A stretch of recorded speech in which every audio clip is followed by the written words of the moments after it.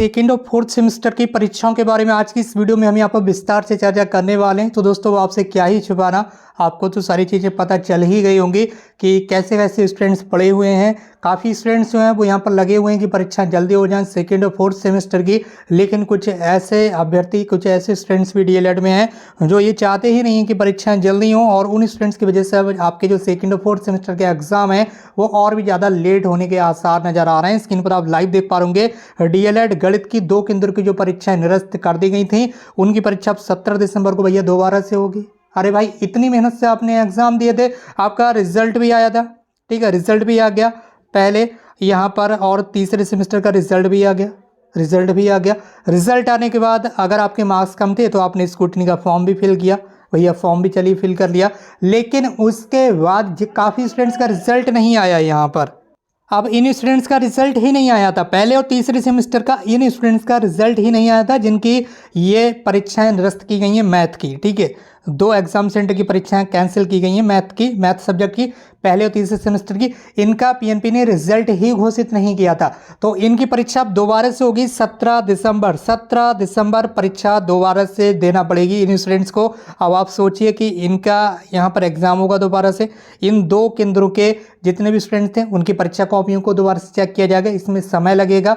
इसके बाद फिर उसका रिजल्ट भी घोषित किया जाएगा। पीएनपी की यहाँ पर ही प्रक्रिया है, ये प्रक्रिया के आपको तो रिजल्ट चाहिए, तो आपका रिजल्ट आएगा अब। तो ऐसे में कितना लंबा वक्त यहाँ पर लगने वाला आप खुद ही समझ जाइए। अब रिजल्ट जब इनका आएगा तो ये लोग भी कहेंगे, इनके भी मार्क्स कम होंगे, ये लोग भी चीखेंगे चिल्लाएंगे कि हमें भी स्क्रूटनी, हमें भी चाहिए स्क्रूटनी, तो इनका भी फिर स्क्रूटनी का फॉर्म फिल किया जाएगा। अब आपको तो समझाने की आवश्यकता है नहीं, क्योंकि आप हैं डीएलएड बीटीसी के स्टूडेंट्स।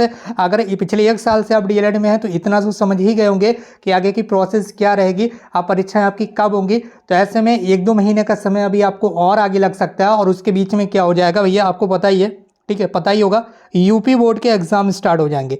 यूपी बोर्ड की परीक्षाएं किन कॉलेजेस में होती हैं ये तो आपको बताने की आवश्यकता है नहीं, जब कुछ आपको बताने की आवश्यकता है नहीं तो आप समझ ही जाइए, यूपी बोर्ड की परीक्षा उन्हीं कॉलेजेस में होती हैं जिन कॉलेजेस में आपके डीएलएड के एग्जाम होते हैं, ठीक है। इंटरमीडिएट कॉलेजेस जहाँ पर आपके डीएलएड के एग्जाम होते हैं, इंटरमीडिएट कॉलेजेस में, उन्हीं में यूपी बोर्ड की परीक्षाएं भी होती हैं। तो ऐसे में यूपी बोर्ड की परीक्षाओं के बाद ही अब कहीं जाकर आपकी सेकेंड और फोर्थ सेमेस्टर की परीक्षाओं का जो नंबर है वो लगने वाला है, यानी कि अब कम से कम मानकर चलिए कि फरवरी के बाद ही आपकी जो परीक्षाएं हैं वो पीएनबी की तरफ से कंडक्ट की जाएंगी। वैसे यहाँ पर थोड़ी बहुत उम्मीद बची हुई थी कि यहाँ पर आपके एग्ज़ाम जल्दी हो जाएं, लेकिन यहाँ पर क्या किया, यहाँ पर आपके कुछ भाई बहन, कुछ साथी ही यहाँ पर लगे हुए थे कि कैसे भी करके जल्दी एग्जाम ना हो, बीच में हम इस तरह की गड़बड़ झाला पेल दें, तो इन्होंने पेल दिया। फिलहाल इस वीडियो को शेयर जरूर कीजिए अपने फ्रेंड्स के साथ। अगर आप चैनल पर नए तो चैनल को सब्सक्राइब जरूर कर लीजिए। और आज की इस वीडियो में बस इतना ही।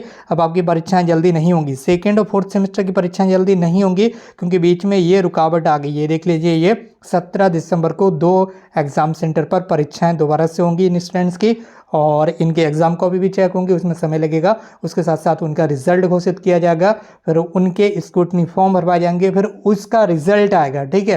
तो ऐसे में अब आप समझ जाइए, ठीक, कि आपके जो अगले सेमेस्टर की परीक्षाएं हैं, जो भाई बहन अभी इंतजार कर रहे थे दूसरे और चौथे सेमेस्टर का, वो लोग भी अब इनके साथ साथ चल पड़ेंगे। फिलहाल आज की इस वीडियो में बस इतना ही। मिलते हुए एक नई वीडियो में एक नई इन्फॉर्मेशन के साथ। Thank you so much for watching this video.